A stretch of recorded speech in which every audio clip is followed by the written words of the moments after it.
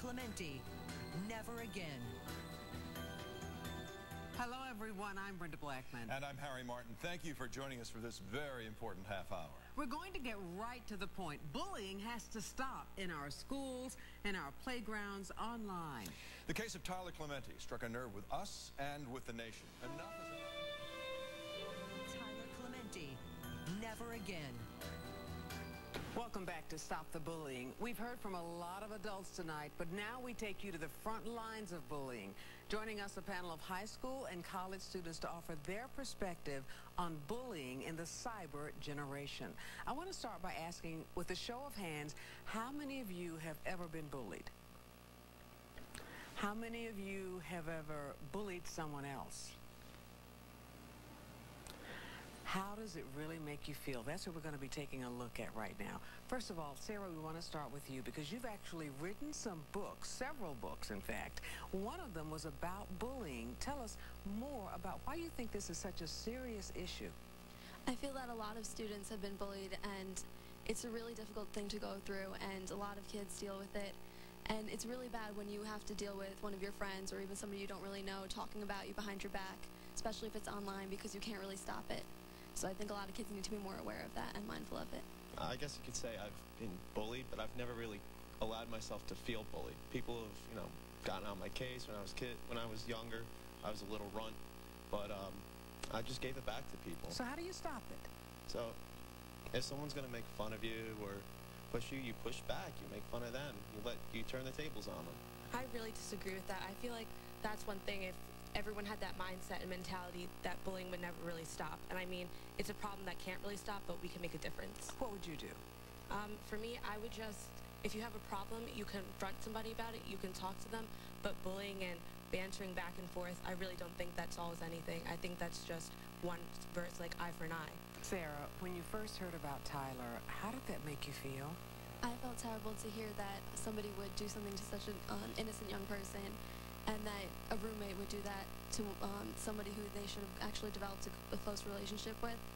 And it's just so sad to hear that people are using technology, which is initially supposed to be a way for other kids to communicate and hold a friendship. It's just sad that they're using it for such cruel purposes. For all of you, what do you think other students can do? Do you ever just rally together yourselves? Do you want to do something? Do you feel the frustration at all? I feel like it's a want that everyone wants, but just the fact that people are scared to speak up, and they think that if they speak up, people are going to turn on them, or that they'll lose their stance in high school. Bullying still persists then, doesn't it? What can stop it?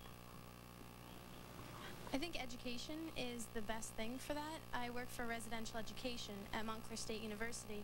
They've taken a big step in reacting quickly, planning programs, running things in the residence halls, just educating the students about bullying and about the effects of bullying, and it's really taken off. There's been a huge impact in the students already. A lot of students you wouldn't expect to speak up have express their feelings about the topic, and you can see that there's general interest there in trying to stop that bullying, and education is the best way to help everybody learn how they can do something. Now, you said you have been bullied. What happened? Well, I'm a gay individual myself, and coming out is a process, so it gets really hard when you pass by holding someone's hand that you love, and someone just calls you harsh words that it just hurts pretty much. So coming out is really a process, and people just have to understand that when it becomes that point where it goes overboard, yes, teasing is not okay, but there's just a point. You need to know when to stop. Could you identify with Tyler and what he was going through? Yes. I'm from Piscataway. It's right next to Rutgers, New Brunswick. So just hearing that it's from my area, it's just surprising because it's hate near that area that I live in, a place where I'm supposed to feel safe. It's just, I feel for him, and it's just hard because he didn't come out yet. It just shows that this world just needs to learn how to be more accepting. One last question for you. How many of you feel safe being yourself once you leave home? Tell us about that. Luckily for me, I am comfortable with myself, and I know who I am, and that I can walk around and I feel safe and comfortable in who I am. Unfortunately, not many people feel that way, and that's really sad, though. But once you leave home, everything changes. Yes, it really does. But I think you just have to, sometimes like the world may change, but you have to stay true to yourself. Thank you so much for sharing with us, for sharing with others, and doing your part in helping us stop the bullying.